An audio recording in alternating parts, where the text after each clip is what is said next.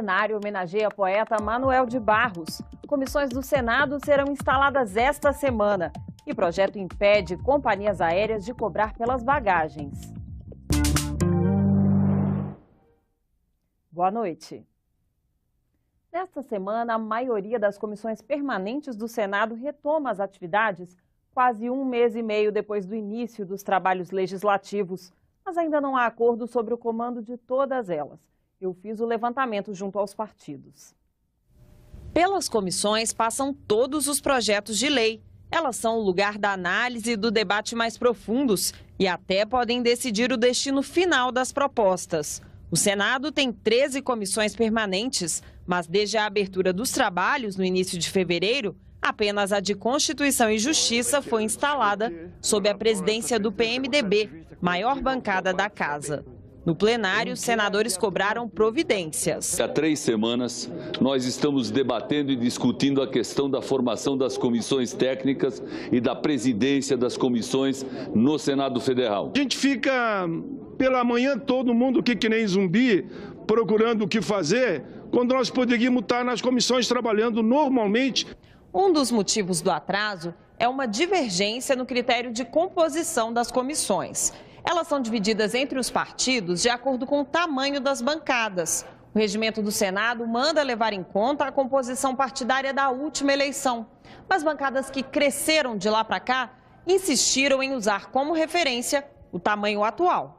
O critério adotado acabou sendo misto. Na proporcionalidade para ir para as comissões está valendo na última eleição, mas para presidir as comissões não está valendo a última eleição.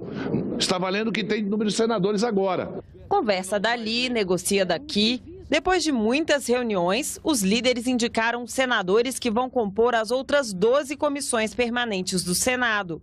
Foi o que anunciou o presidente Eunício Oliveira no plenário. São indicações feitas pelos líderes com os devidos encaminhamentos, prevalecendo aquilo que é o ideal dessa casa, que é o acordo de harmonia. 7 comissões já têm reunião marcada para esta semana. Na terça-feira, a de Relações Exteriores, de Assuntos Econômicos, Direitos Humanos e a de Educação. Na quarta, de Ciência e Tecnologia, de Assuntos Sociais e a de Agricultura e Reforma Agrária. Mas ainda não há acordo em todas elas sobre que partido vai presidir os colegiados. O senador Tasso Gereissati, do PSDB, será indicado para a presidência da CAI. O partido também deve ficar com a Comissão de Transparência. Já o PMDB vai indicar Marta Suplicy para a CAS e deve ficar também com a Comissão de Infraestrutura. Esses 2 partidos disputam ainda o colegiado de Relações Exteriores. Nós do PSDB aguardamos um gesto do PMDB e, lamentavelmente, não podemos diminuir a importância da nossa presença e da nossa participação nas comissões. Todos os gestos que o PMDB podia fazer com o PSDB, o PMDB já o fez. A presidência da Comissão de Direitos Humanos deve ficar com Regina Souza, do PT. E a Comissão de Desenvolvimento Regional com Fátima Bezerra, do mesmo partido. O PP fica com a de Agricultura e Reforma Agrária, que deve ser presidida por Ivo Cassol. O PSD com a de Ciência e Tecnologia, sob a presidência de Otto Alencar. E o PSB com a Comissão de Educação. Meio Ambiente e Senado do Futuro ainda estão em aberto.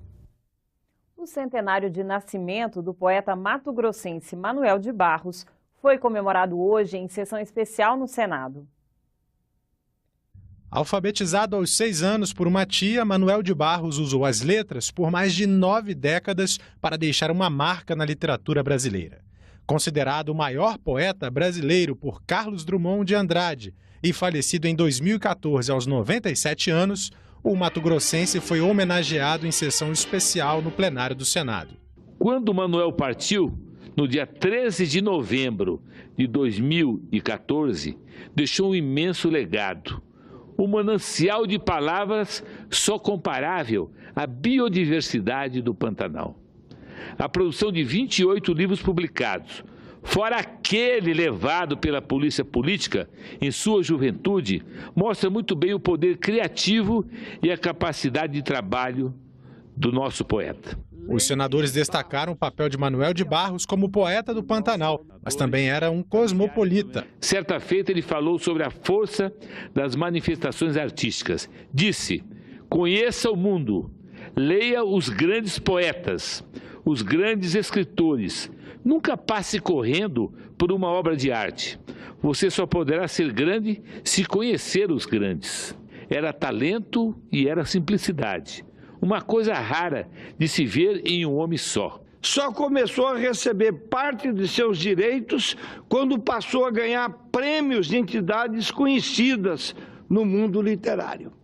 Todo povo tem um poeta em algum momento que encarna a poesia. Como tivemos Drummond, por exemplo. Está faltando hoje este poeta, dos vivos eu falo. O Manuel talvez tenha sido o último deles. O homem Manuel de Barros, ele foi finito como todos nós somos.